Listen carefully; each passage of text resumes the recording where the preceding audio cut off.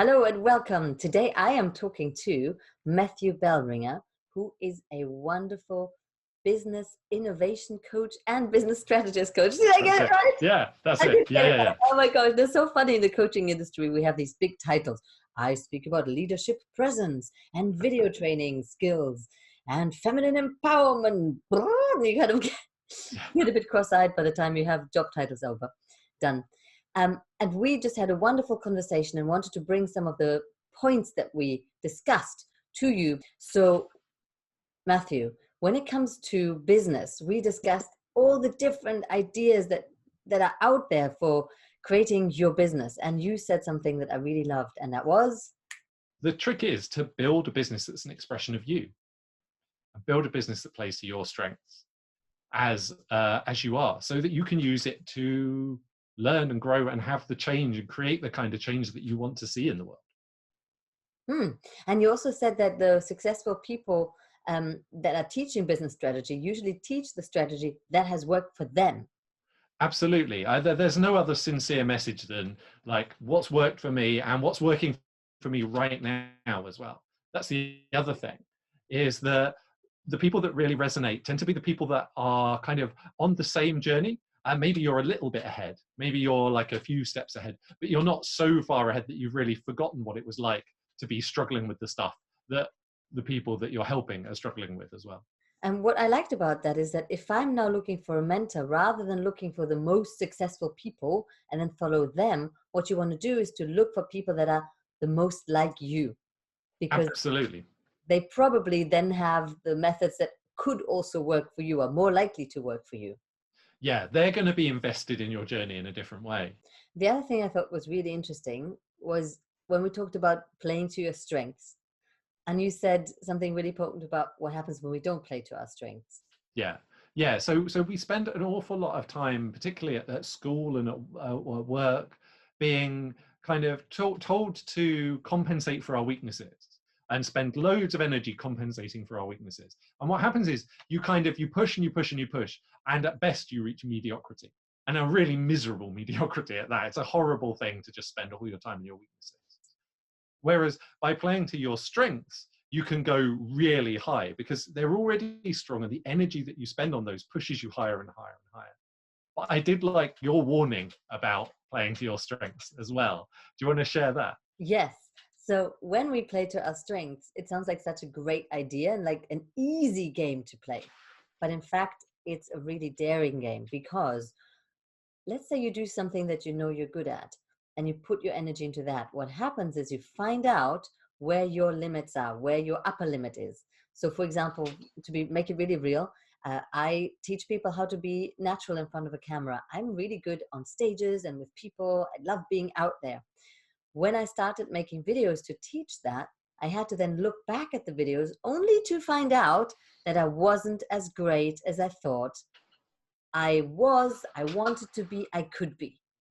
And that's the problem with playing to your strengths and putting energy in it. You will have to face where you are, and you're going to have to face the disappointment that may come with that. And then breathe through that and just go again and practice again and again. And I was admitting to you earlier that when I look back at my videos that I've done just a year ago, I'm actually cringing. Like, and I could get really embarrassed, but actually then the next step is to breathe and allow myself to know that that's good news. That's good news. What a great metric for growth and development, right? That you're looking back, and your ability to discern, your ability to say whether something in this area is good, and your ability to deliver that has improved so much that now you're like, God, was that actually? Yeah, I guess from a point of leadership training and feminine empowerment, I want to say that it's quite typical, possibly especially for women, to look back at your growth and rather than recognizing your growth, becoming embarrassed. Yeah, What you've done, just like yeah. I really feel that in my body, and I'm tempted to just cancel everything out that I've ever done and start from scratch yet again, and maybe be a bit more humble. And of course we don't grow, we don't go as fast as we want to if we keep canceling ourselves out. So it's really Mm. important to do what you've just said and just acknowledge the growth in this, and yeah. And acknowledge the Great. feelings that arise. And if you do feel that you're holding on to something and it feels a bit cringy, then what is that?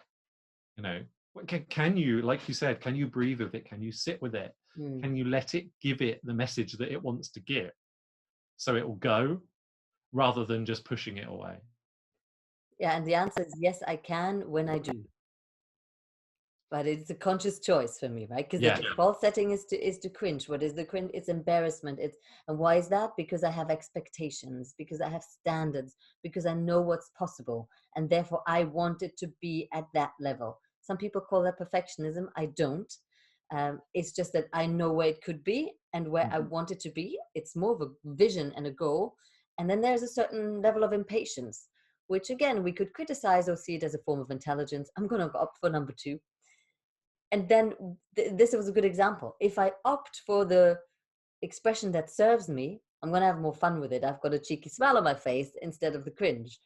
So it's a yes, I can, and I choose to. And when I do that, then yeah, it feels much better. And I'm able to talk about this. Those were the things that really stood out of our conversations today. And I wanted to bring them out to share them with our networks because I think they'll be really useful. So we're talking about playing to our strengths is a great idea, and be aware it comes with opportunities of growth, shall we say. Yeah. And finding a business model that serves you, and the way to do that is to look at people that are similar to you as a person Yeah. and to see what they've done, because the tendency will be that what they've done might just work for you that little bit better. And see what they've done, and to serve them too. Understand that, like, that the your community, the people that you work with and the people that you get help from, aren't that separate, really. Huh. Interesting. Thank you so much for that, Matthew. Thank you. And see you soon.